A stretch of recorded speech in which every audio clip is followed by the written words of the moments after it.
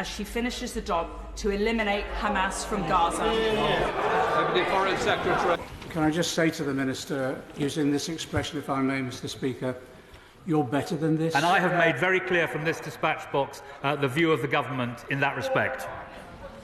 Sir Michael. How is that Suella Braverman really revealing her mammoth cruelty here? Sorry for the vest, but it's boiling in this wretched hive of villainy and scum. But this happened when there was an urgent question last Tuesday in the House of Commons on the war in Gaza.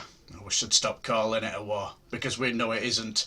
We all know what it is. Well, after our leaky Sue did her pitch to become the next extreme Brexit Tory party leader after the cull, she asked this rather callous question, and Labour's John McDonnell wasn't impressed, and later on we'll see another MP who wasn't impressed, to a point where I think I couldn't have said it any better if I tried. Thank you, Mr. Speaker. Yesterday, Mr. Speaker, I met with survivors of the Nova Festival massacre. I met with people who had fought single-handedly for hours in Israel on October the 7th against brutal Hamas terrorists. Mr. Speaker, we all want peace. We all want to see the end of civilian fatalities, but sometimes countries must fight for peace. Israel has a right to defend herself and a duty to protect her people from the brutal terrorist cult of Hamas. Minister, will you confirm that the UK government will maintain steadfast and resolute support for Israel as she finishes the job to eliminate Hamas from Gaza? The Foreign Secretary. Well, Mr. Speaker, I'm very pleased to hear that my right honourable friend had the chance to meet those whom she met yesterday and to share with them and with the House the hideous circumstances which they have suffered. She makes clear in what she says that Israel has the right of self-defence, and she set out very eloquently why that is the case, but Israel must also abide by international humanitarian law. John McDonald. Can I just say to the Minister, using this expression, if I may, Mr. Speaker, you're better than this? We've all condemned Hamas's attack.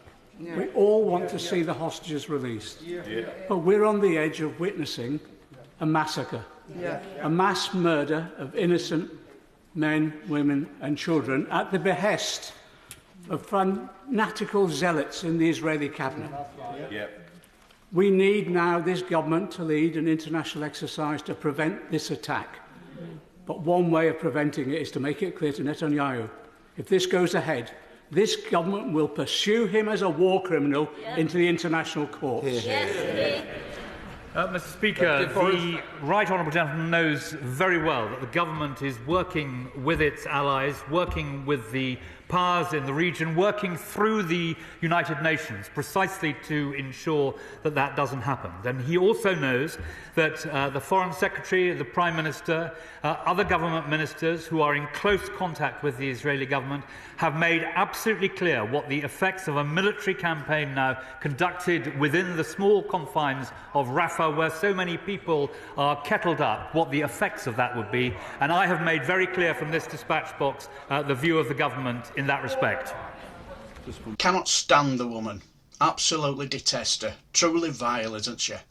Now, I think the best person to show how cold and callous were those comments was from Labour MP Andy McDonald. The earlier comment that Israel should get on and finish the job sent a chill through this chamber and through the homes of millions of people in our country. Because they know what that means. It means the increased numbers of children being massacred in Rafah, and I'd like the Deputy Foreign Secretary to distance himself from that comment. But I totally agree. We all know what she meant by finish the job, don't we?